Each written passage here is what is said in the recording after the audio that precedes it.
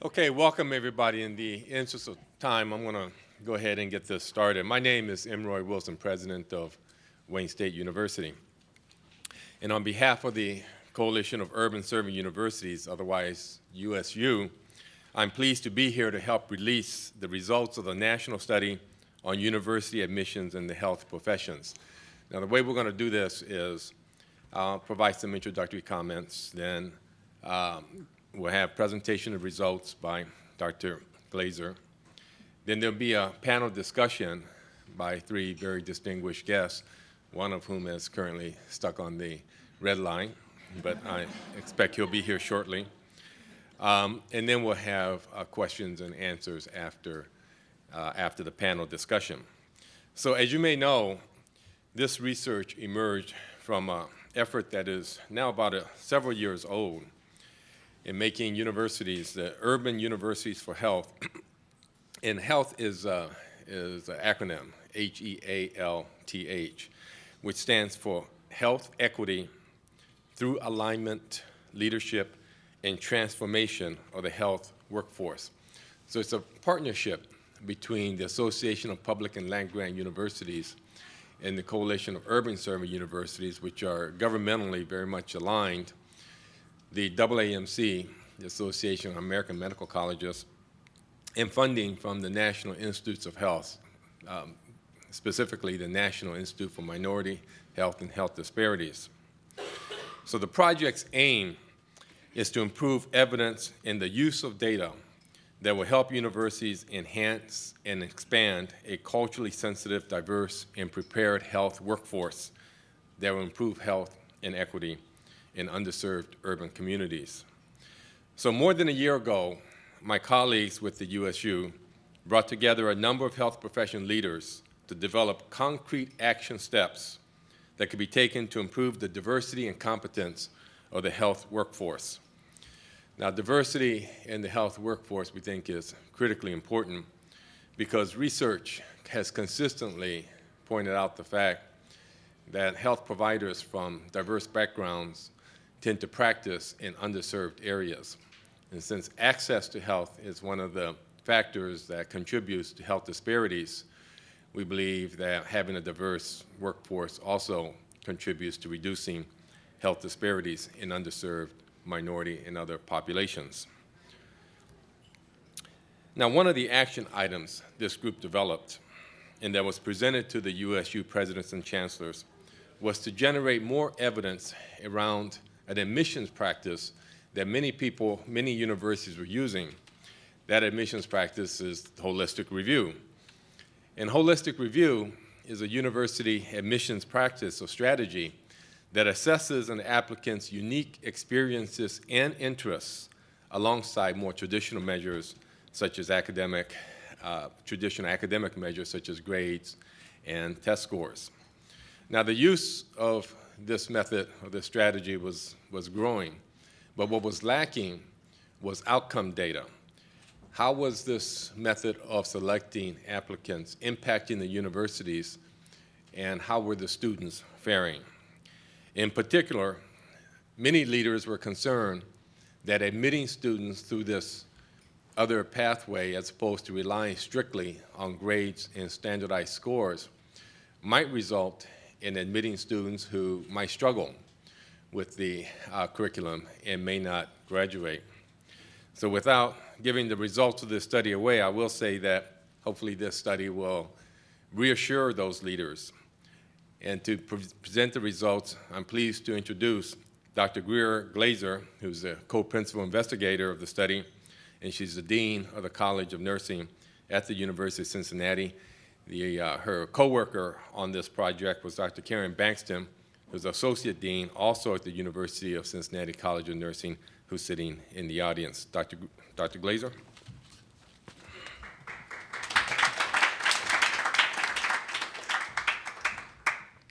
Just want to recognize my colleagues from University of Cincinnati. Dr. Karen Bankston, if you could please wave your hand, and Angie Clark's a PhD student at University of Cincinnati. Thank you. So it really was an honor and a privilege for all of us to be involved in this landmark study, which is the first study nationally on holistic admissions in the health professions. And why was this so important to study admissions?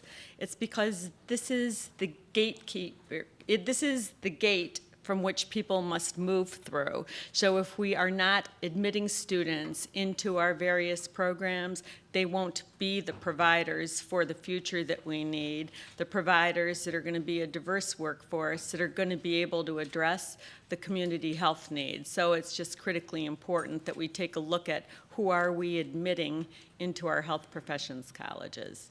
Now, let me give you an opportunity to be on the admissions committee of my College of Nursing at University of Cincinnati. I have an undergraduate program. We are a very large program, and you're on my committee right now, and we see that I've got a male who's applied. He's got a 3.0 average, and he's got an ACT of 31. How many of you in the audience would say right now that you would like to admit him to my nursing school? Raise your hand. So I'm getting about a quarter of the audience. Now I want to give you another factor. He is a first-generation student. How many now want to admit him to my College of Nursing? So I've got about 40% more of you have answered. All right. Now we know that his family is living below the poverty line and they are socioeconomically disadvantaged. How many now want to admit him? Okay.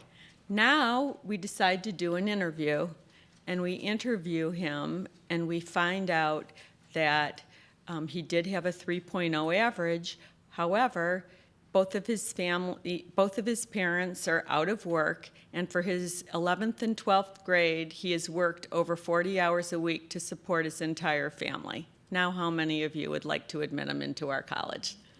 Okay, so we're seeing that we're increasing the admit rate on a student based on more than the traditional metrics that we use, which is GPA and test scores. And I can say that although it's not exactly a fact that there was a student like this, it's very close to a student that 3 years ago when I became dean at University of Cincinnati, he would not have been admitted to our college because the first screening involved just GPA and test scores. So you wouldn't have found out the rest of the information on him because he wouldn't have made it through that first screening process. With holistic admissions, we try to look at students' experiences, their attributes, and also their metrics equally to see if this is a student that will meet the mission of our colleges and universities and will make an important contribution to the learning environment at the college and in the university. So that's the key to holistic admissions. It's looking at people's experiences, looking at their attributes and their metrics. And in addition to being an individual selection of a student, it's looking at how you craft the class at a particular university to see if the person is going to make an important contribution to the class, as well as are they going to meet the mission. So for instance, if you have in your mission that you're interested in global health, you might want to know something about somebody's experience internationally. If you have something in your mission about providing care to the underserved, you might want to know about somebody's experience before they've come to you providing care with the underserved. So what we do know is that during the past 10 years, there has been a switch to a holistic admissions process with the different health professions, and schools have started to look at the whole person. It's very important that we understand this, and we believe that this may have implications for undergraduate admissions and admissions in other health professions schools. But as Dr. Wilson said, prior to this landmark study, there was very little data about what happens to these graduates, and people were concerned about what the outcomes were. So this is the first study that looks at these practices. We sent a survey out, an electronic survey out to presidents of universities. We had an enthusiastic response, with a 64% response rate. We had over 100 universities that participated from 45 different states, and 228 health profession schools participated. Those were schools from medical schools, public health, dental, pharmacy, and nursing. Those were the 5 health profession schools we looked at. So we had 2 research questions. The first research question was how many schools are using holistic review and to what degree. A major point of our study is that this is a process. Holistic admissions entails a number of different processes, and people are using these processes to varying degrees. So it's a continuum. It's not all or none. And we need to understand the extent of use of the various practices that there are. So we actually assess this in 2 ways. The instrument was an investigator-developed instrument. We had experts take a look at this, so we had content validity, 64 questions, and it started off asking individuals to report whether or not they were using particular holistic admissions processes. Things like screening criteria, things like qualities that were other than metrics, if they did training for their admissions committees. So it started off asking about these practices, and then we developed a score to say if they were high, medium, or low using these practices. We then, later on in the instrument, asked the schools if they were using holistic review, just a question, and they said yes or no. We correlated those 2 things, and one of the major findings is that those who said they were, basically were, although there were varying degrees of that. In fact, an interesting finding was there were a few schools, about 12%, that said they were using holistic admissions, and when you looked at their actual practices, they really were not. So again, I think a major part of this is how do you define holistic admissions, what processes need to be in place, and making sure that we are in agreement on what that definition is. We found that 67% of the schools had switched to holistic review in the last 10 years. In addition to that, 8% said they had been using holistic admissions processes for more than 10 years. So right now in the United States, with those 5 health profession schools, 75% are using some aspect of holistic admissions processes. Most are using moderate practices, less are using many, and there are a significant proportion, about a quarter, that are using none. Our second research question is what has been the impact of using holistic admissions processes on diversity and on these student success metrics. Here's where there's just great news. We found that schools who were using holistic admissions processes, and again, by the looking at if they use them or not looking at if they said they were. So we used the scores on if they really were using the practices or not. Those who were using those practices had a more diverse class, and it was a statistically significant result. So that if you are using practices that are indicative of holistic review, you are going to be able to increase the diversity of your class. It's not only important to the student who gets admitted that's of a diverse background, it's important to every student in the class because it changes the context of what happens in the learning environment at the university. Those students are found to be more open to ideas that are different from their own.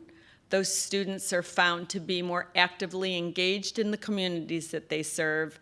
Those students are more apt to be cooperative and focused on teamwork than other students. So those are really important The other thing is the traditional measures that we look at. What was the GPA of the incoming class? What was the GPA of the graduating class? What were the test scores coming in? Most important, I think, is what happens when they take their licensure exams. So, it's great to have students in our programs. It's important for them to be retained. But if they don't pass their licensure exams, they're not going to be part of the workforce. So we have to take a look at that.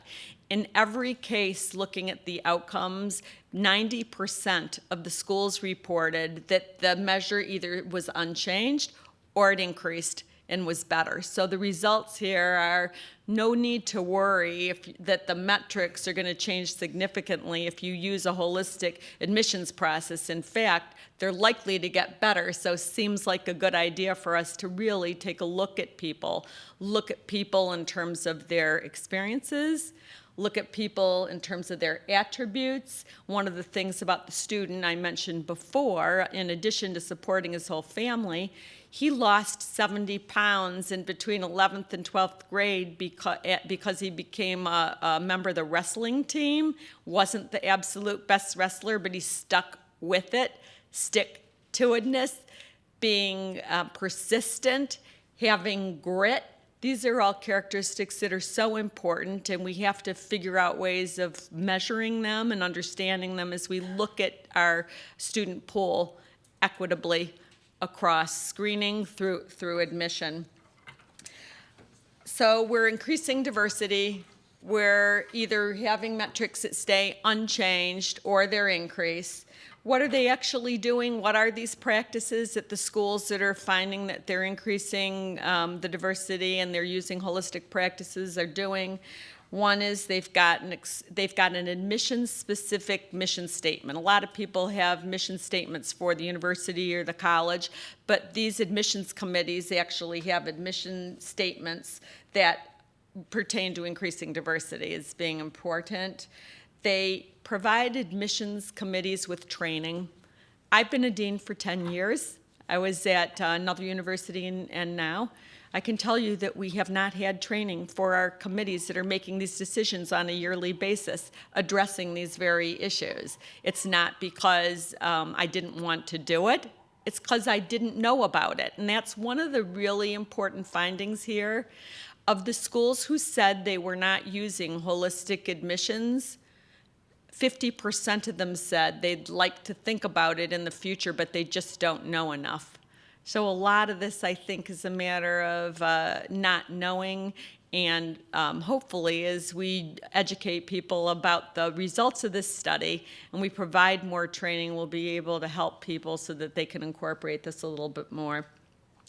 Other holistic admissions processes that people are using are, of course, using more than GPA and test scores. So trying to find out what are those qualities and experiences that you're looking for. They're not the same. Again, one of the important parts of this that I mentioned before, it relates to the mission of the college and the university. We have different missions. We have different expectations of what the healthcare provider we're trying to produce. So it does need to be specific to an institution, and we need to think about that and look at that and evaluate our students in that way. Other schools have a wait list where they actually evaluate students from the wait list and pool on criteria other than the traditional metrics of GPA and test scores. And then assessing the other mission-related of items, such as if you've got a global health mission or you've got a mission to serve the underserved, that you're actually looking at students related to those. So the important part now is, what does this really mean for us at the university level? It means that there are things we absolutely can do at universities to look at our admissions process and increase diversity and address the barriers that happen when we're admitting students. We believe that admissions processes can and should be evidence-based. We need to take a look at the results of this study and apply them to the institutions that we're all at. They should be as rigorous as any other university strategies there are for other items. And last, to remember, it's how I started. The admissions committee is the gatekeeper. the students that we're going to produce that are going to be the future healthcare providers here in the United States that are going to help to address health disparities, help to address access to care. These healthcare providers will only be able to be part of the workforce if we take a look at individuals and look at their experiences, look at the characteristics that we think will be important to the future healthcare workforce, and we actually make decisions to admit these kind of students by using a process like holistic admissions. So we're now going to have a brief panel that will discuss the implications of these findings for higher education, the workforce, and I think it's important for us to think about other fields, such as the STEM fields and biomedical research. President Roy Wilson is going to moderate the panel. Thank you. Well, thank you. Thank you very much, Greer. So we have three distinguished guests. I'm pleased to see that Neil Theobald, president of Temple, has gotten off the train and is here to join us. Thank you very much. We also have Darrell Kirch, who's the president and CEO of the AAMC, with us today, and Yvonne Maddox, who's the director of the National Institute for Minority Health and Health Disparities of the National Institutes of Health. So Yvonne, let me start with you. So why is the NIH interested in this research and its results? Obviously, you helped fund this to get this all started. So I'm just wondering why you're so interested in this. Well, first, let me just state that the National Institute on Minority Health and Health Disparities is one of 27 institutes and centers within the NIH, and we're pleased that we were able to fund this project. The mission of our institute is to see that all populations, but specifically minorities and underserved populations, have good health, they have good health outcomes, and that through research, and certainly through research investigations and discovery, we can find ways to improve their health. The Institute's mission also is to develop an infrastructure of trained investigators who care about biomedical research, but also looking at research from the basic translational, clinical, and of course to the health professional areas of training. When we think of our Institute's mission, though, and we think about what we're trying to do, we really are ultimately trying to reduce health disparities. That difference that we see between populations who are from the various minority groups, but also from underserved communities. And we're talking about everything from reducing infant mortality to reducing diabetes, HIV/AIDS, and throughout the US, and certainly in urban communities. And I think one of the things that we recognize, and I love the comment that you made about the gatekeeper, because one of the things that we realize is to have a cohort of investigators who can serve to treat these communities and be a part of these communities is critical, but we've got to have that cohort because we've heard that the composition of the workforce really does dictate not only the quality of care, but the access to care. And we also know that when the workforce is diverse and is representative of the community that it serves, that there's a patient trust element that comes into play, and ultimately we see that our patients and our communities perhaps get a better treatment. I think the other thing that you mentioned that I find very, very exciting about the study is that the educational processes and having an educational system in which students are trained in an inclusive learning environment indeed shows that that environment perhaps values diversity, and it's that value of diversity that also enhance the student's opportunity, but also other students for which he or she may be associated with. And of course, the ultimate goal here is to have the best workforce possible, a workforce that understands the needs of the community, and a workforce that will ultimately be sensitive enough that we can have better health outcomes for minority populations and those that are underserved, and essentially provides the health equity that everyone deserves and desires. So we are very, very excited about this report. Well, thank you. Darrell, the AAMC has put a lot of investment in holistic review for medical school and residencies for about a decade now.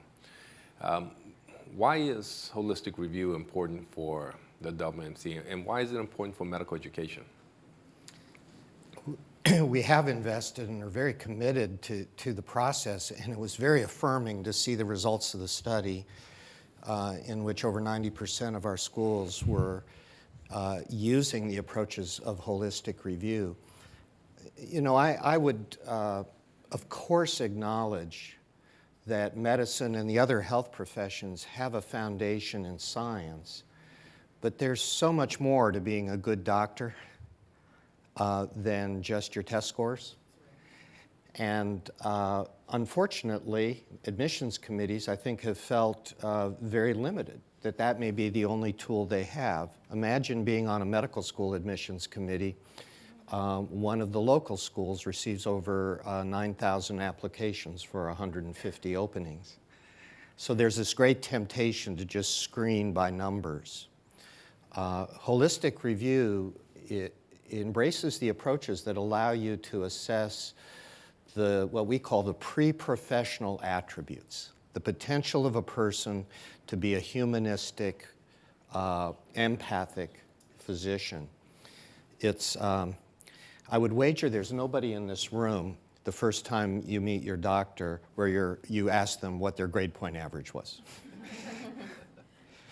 But you do notice their bedside manner. You do notice the way they communicate with you, the way they relate to you.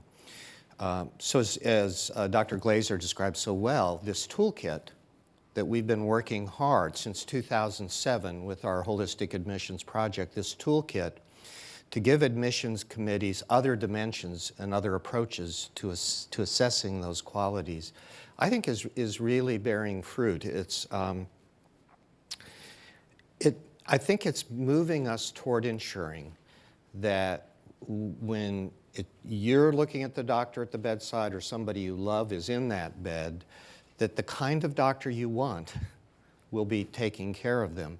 And from a population perspective, I think it's moving us toward having a physician workforce that really does reflect the incredible diversity, ethnic, cultural, economic diversity of this country. So I'm just really pleased that the Urban Universities for Health took this project on, that NIH was supportive of it. I think it's a landmark study that will help us move now across the health professions and hopefully lessons for higher education in general. Great. Neil, we've been talking a bit about the concept of holistic review, and I know that Temple has recently announced a very daring project. I think it's called the Temple Option, where test scores are optional, which I think is the furthest I've seen this concept being played out. With that being the case, how are you assessing the students, and any comments you'd like to share in terms of how you think it fits in with the holistic review more generally? No, absolutely. It's driven by our mission. I mean, similar to Wayne State. Temple is in Philadelphia. Darrell mentioned the number of applicants you receive for the slots in your medical school. We received 12,000 applicants for 200 slots this year. If we are going to be open to students of all backgrounds, and that is our mission as a public university in Philadelphia, we need to look at other ways to gather data than simply looking at their board scores. So we have set a new process where a student chooses. It's optional. If the student would prefer to go through the traditional route, they have that option available. But we're trying to gather additional data on students in terms of their non-cognitive skills. There's been a lot of work coming out of the University of Pennsylvania about the impact of grit on the success of students. And so they have an option of taking 4 essays that the APLU was good enough to provide funding for us to develop, that we've worked with a number of people out of the psychology department, of measuring those non-cognitive skills that have been shown. Students do well in high school, they do well in college. If they're coming into a health program, Their board scores might not predict they do as well, but then once they get in, as this study has shown, they do as well in the programs as students who scored higher on the board scores. So they have the option, there's 4 questions that they must complete, essay questions. There are 2 readers of each question.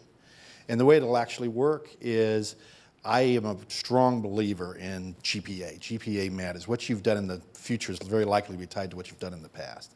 So that is still a major component, but the scores on these essays will be 40% of the determination of whether they're admitted to the program. Then another 10% letters of recommendation and things of that sort. Another piece that it brings into play that's very important is merit scholarships.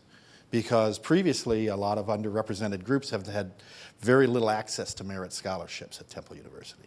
Well, by using an alternative measure of excellence, we're able to make these students eligible for merit scholarships, which then makes it much more possible for them to stay and complete their programs and become successful health professionals. Well, that's very interesting. Let me just follow up. Sure. Obviously, we've been talking about the health professions, but you're applying it in the undergraduate level. That's right.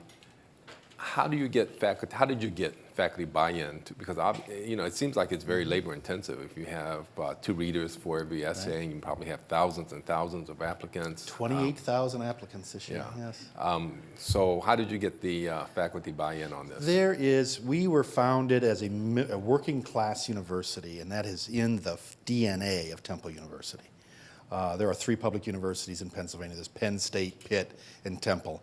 And Temple is clearly, we educate the majority of Pell Grant recipients in the city of Philadelphia come to Temple University. So there is a long history, 130-year history, of being very sensitive and focused on how do we provide educational opportunities to students who in the past have not had such access. And when you're hiring faculty, they know that's the kind of place they're coming to. So there's been very, very little concern raised. It's much more, how do we make sure that the way we score these essays are equivalent, are fair across different students. Not the difference between the SAT or the GRE and these scores, it is within the scores. How do we make sure that we're consistent with that? Very interesting. Congratulations to Temple for making that move. Oh, thank you. Yvonne, so we talked about the health workforce and now undergraduate admissions. How do you think this might apply more generally to what NIH is really interested in, which is the biomedical research workforce? I think it has great implications for what we're trying to do. One of the things that I noticed in reading the report is that whereas we seem to have some real sound facts and evidence around medical schools and dental schools, I'd like to see us maybe expand the survey or expand the network to do more with pharmacy programs as well as with public schools of public health. Now, having said that, as we think about the biomedical research enterprise, we are talking about individuals who began their training in biology departments, chemistry departments, biochemistry departments, et cetera. I would really like to see the holistic review approach taken with some of these other departments, because I do think that we all would agree that to become a health professional, you have to start at some of these basic sciences. And if we do not get the diversity in the door early on, then NIH is not going to have the pool from which to choose. And along those lines, I want to mention that what this study has done has been to run in parallel with some of the ideas that NIH has had. And specifically, we've just created this position at NIH, the Chief Officer for Scientific Workforce Diversity. And the goal of this individual and this position is really to increase the number of diverse students who come through the biomedical pipeline, but most importantly, to see the ones who actually go into biomedical research. Not just those who come to NIH to work in our intramural programs, but also those that we support through universities and colleges around the country.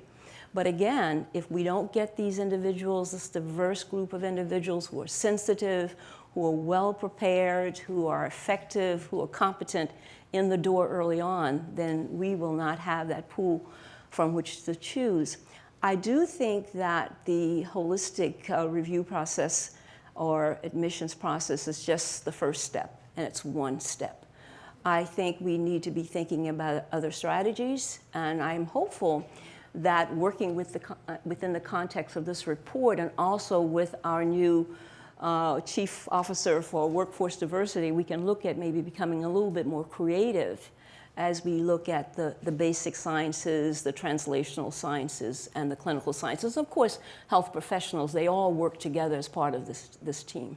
Yeah, yes, right. I do think that this study is going to shed a lot of light on how we might be able to approach this for other disciplines, and specifically STEM disciplines more broadly. Right. Well, great.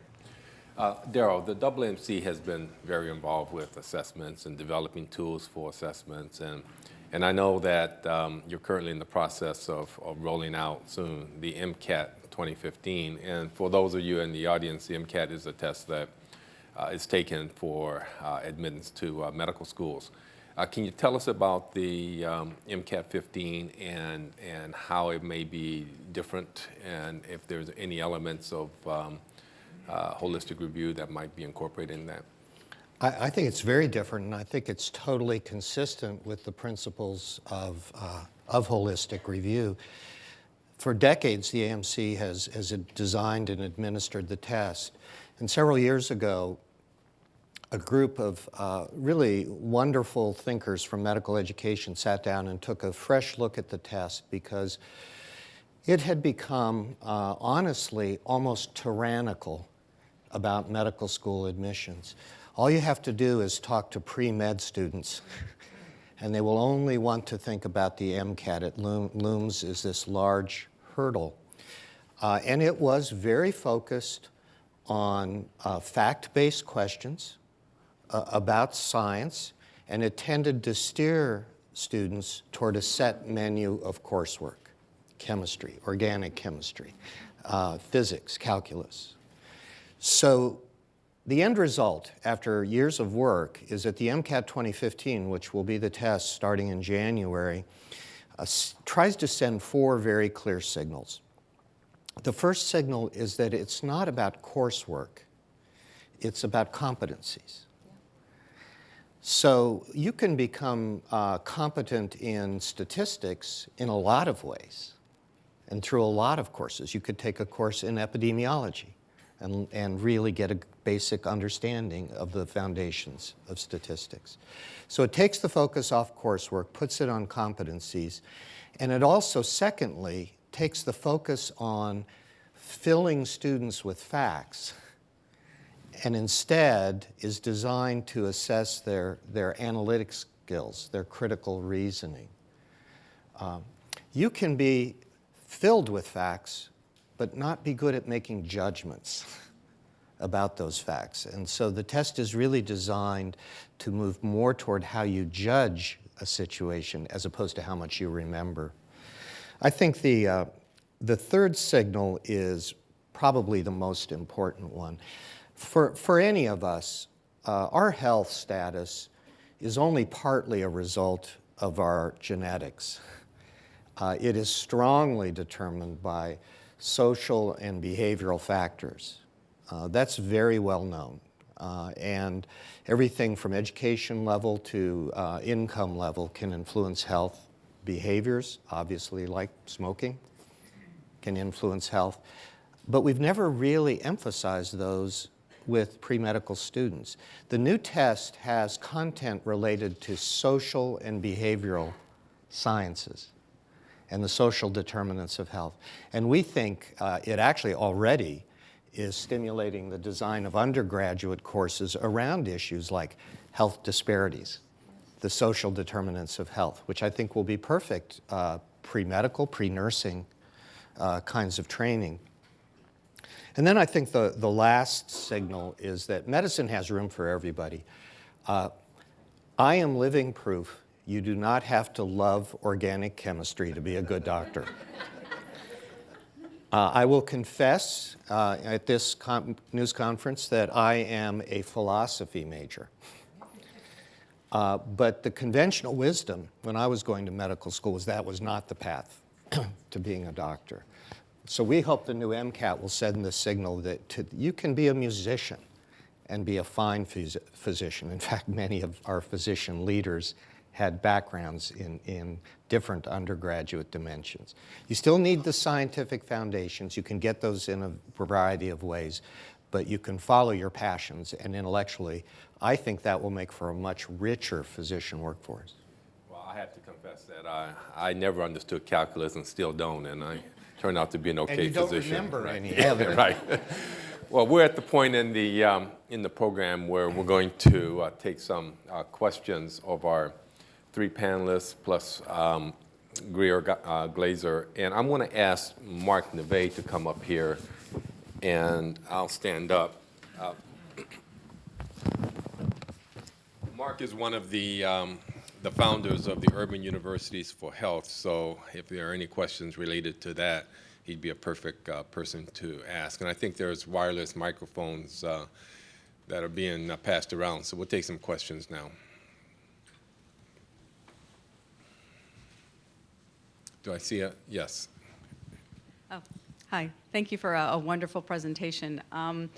Just a quick question. One of the, I think, the implications of this study, and I'd like to hear the panel's response, is that it really starts to look at the pipeline going into undergrad and graduate very differently. So what might the implications of what we've been talking about say to the relationship, along the spectrum of the educational pipeline? Neil, you want to maybe take that? No, I think the most important problem we face in higher education, I would argue, is student debt.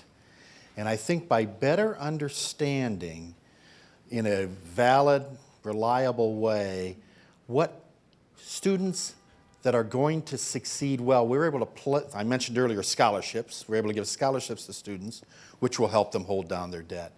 But also another important part of this is being able to determine what courses to place students. Because if you only look at the test results, then you would place them in often in remedial education, which means they don't graduate in 4 years, they use up their Pell Grant, they end up graduating from undergraduate with high levels of debt, which limits their options in graduate school.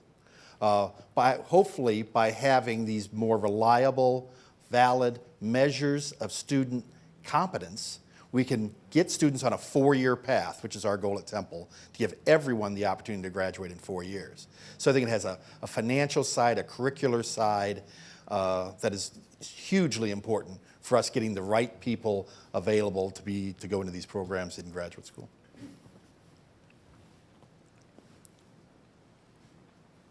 Back there. Thank you for a wonderful presentation. This question is for Dr. Greer Glazer. So I noticed in the report that medicine and dentistry had over 90% of their institutions that had bought on to holistic review, but the others not so much. Can you comment a little bit more about how we can increase, specifically in your field in nursing, the rates of holistic review? Thank you. That's a good question. And so pharmacy and public health were in the 70%, and nursing was about 48% of the colleges were using holistic review. So we did lag behind, but I think there's good reason for that. The national associations in dentistry and in medicine had long-standing programs from 2007 where they began educating their colleges about the process and actually offering training sessions for the different schools and universities. Hence, the dental schools and medical schools are in the 90th percentile for using this. Nursing has never had anything. There was money that was spent nationally to be able to offer those. So I would say that we need to be able to access funding to be able to provide the training for all deans of colleges of nursing. Another reason why nursing is a little different is, of all the professions we studied, it's the only one that admits students as undergraduates. And nursing schools need to work hand in hand with the admissions departments in undergraduate. So, for instance, when we wanted to go to holistic review, it meant that the people in the admissions office at the university were going to have to read our questions that we inserted extra to be able to get at some of these attributes. So this question that was asked before of the president of Temple is really important.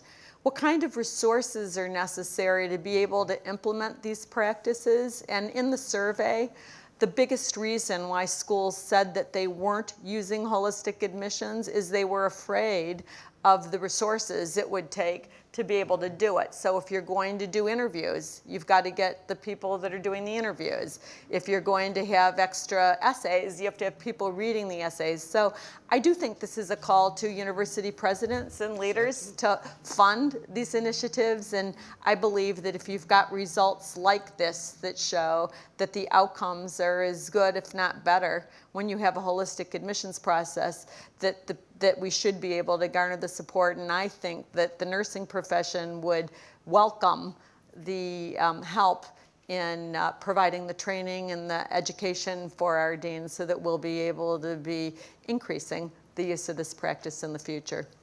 Darrell, you had a... I just really want to second that, because historically, healthcare has been delivered in a very individualistic way. Everybody had a separate, independent role. It was played like an individual sport. Today, it needs to be a team sport.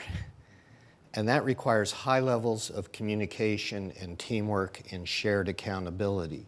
Those are dimensions of holistic review all the health professions should be able to look at, because when we're patients, we want the team to be coherent and cohesive. And so all of us need to have the processes in place to assess this among other qualities. And I would third that. I think President Wilson and I, if the president is not behind this and on board, you have to allocate resources.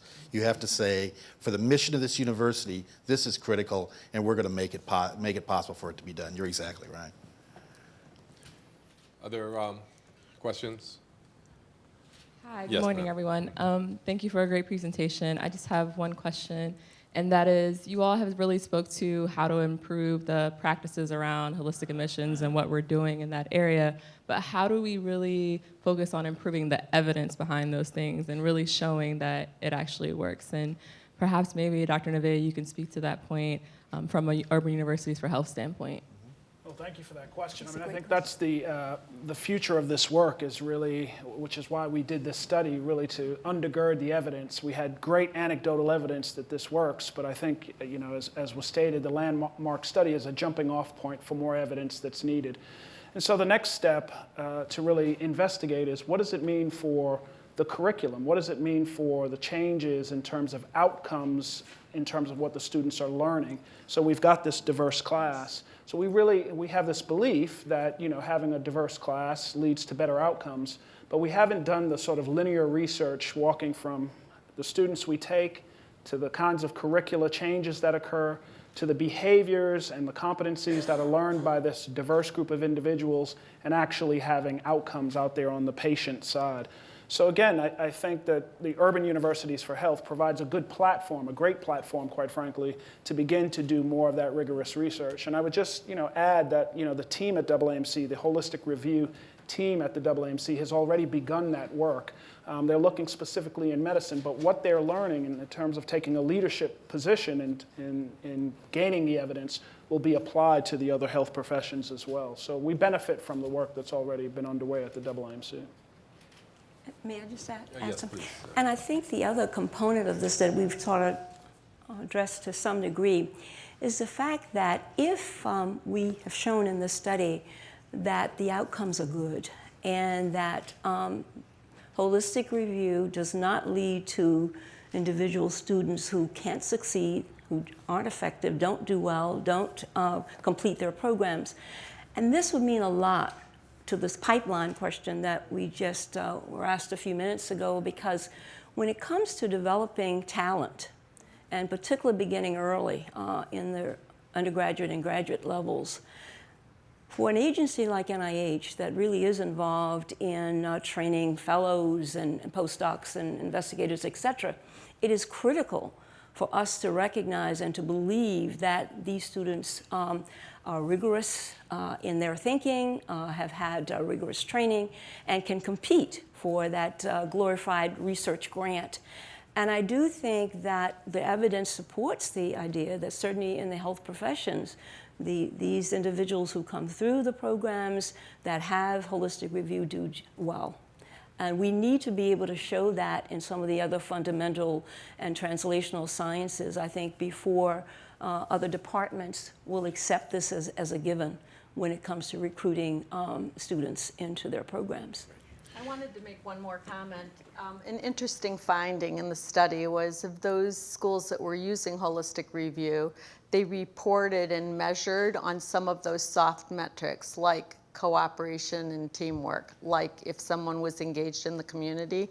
The schools who were not using holistic review did not measure those things. So I think this gives us an opportunity to share that these are things that are possible to be measured and would be something that we should be doing.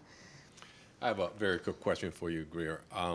The student that you mentioned, the one with the 3.0 average and ACT of 31, I assume you admitted him eventually. Is it far enough along that you can tell us how he's done?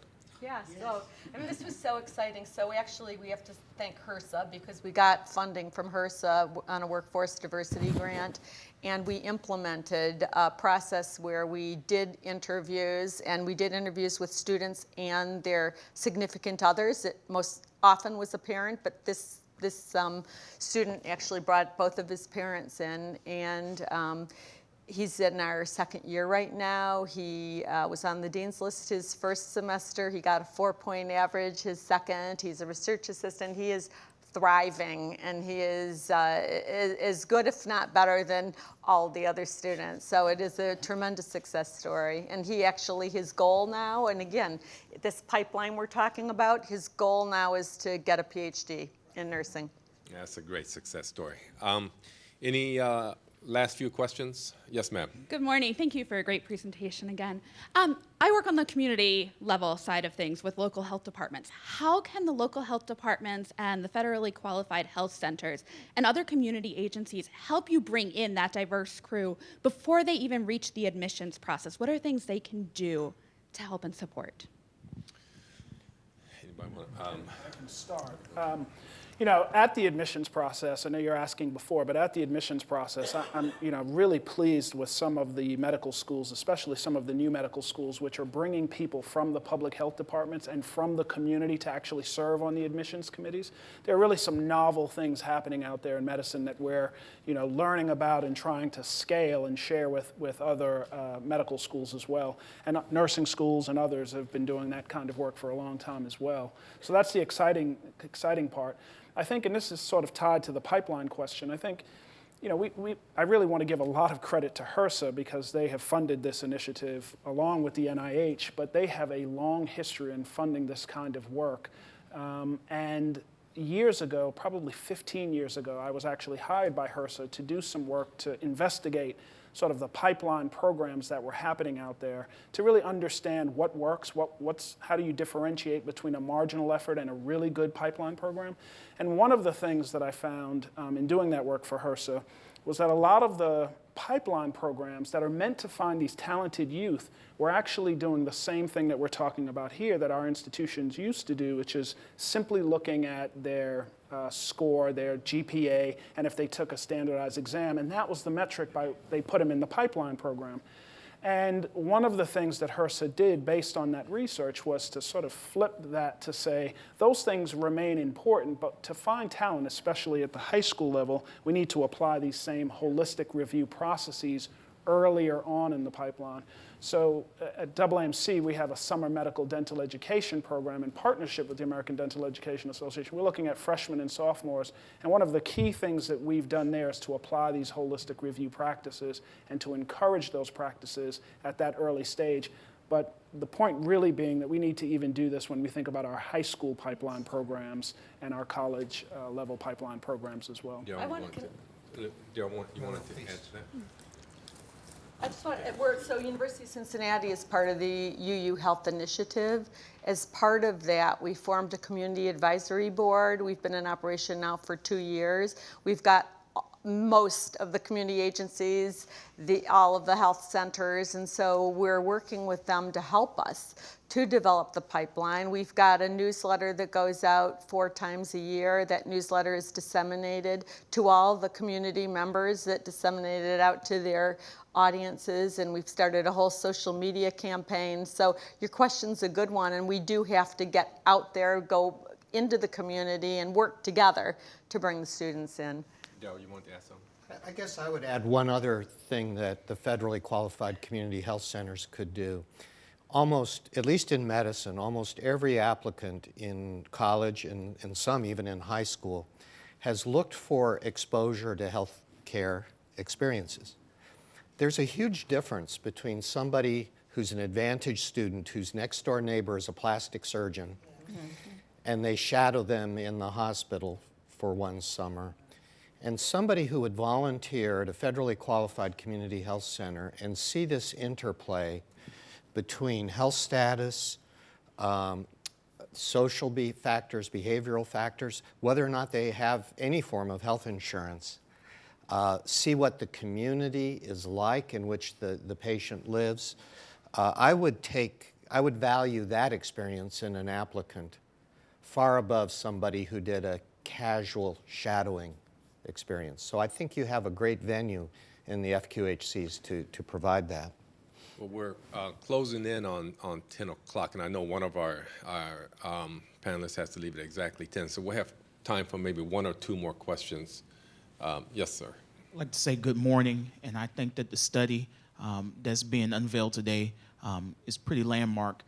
I'm encouraged by the comments I hear about the pipeline, especially from HRSA and the NIH, but I'd like to ask one question about holistic review and how the historically black colleges, especially the health profession schools, were looked at, because it seems that some of these practices have been long-standing tradition in those historically black colleges in terms of being very much mission-focused and able to identify those from underserved populations and give them a health professions education to help benefit the entire population. So I'd like to see what kind of role the historically black medical schools, dental schools, pharmacy, veterinary, et cetera, had in the unveiling of this project. Yeah, so I can start. I certainly can talk specifically to medicine. You know, our HBCU medical schools, as you accurately stated, have been doing this work for an extremely long time. And their evidence, their success in terms of looking at their graduates and where they go and practice as related to the mission of those medical schools, in some ways has been what undergirds the very essence of holistic review. So my answer is that they are core leaders in holistic review at the medical school level. You know, I don't know enough about some of the other health professions in terms of the HBCUs or the undergrad, but clearly we designed a lot based on, and many of the committee members that serve on our holistic review project are faculty members at the HBCU medical school, so they remain leaders in this space. So for this specific study, correct me if I'm wrong, Greer, but I think the investigators are masked as to what institutions, so probably can't be able to tell exactly what their contribution was for the survey. Yeah. We have one final question. Wow, that answers my final question. I've enjoyed each of you, your comments and insights. I'm Kim DeBrew from the American Dental Education Association, and we're thrilled about the participation of dentistry in the study.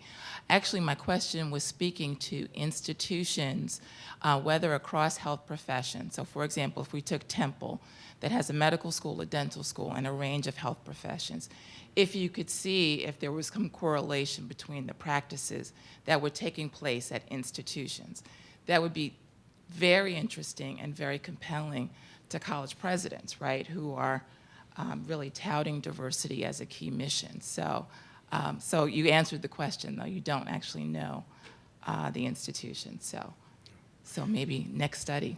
Yeah. Right. Next study, Dr. Maddox. We're thinking of that. We're thinking of that. Well, listen, this was great. I want to thank the panelists and all of you for your interest. Thank you very much. Right.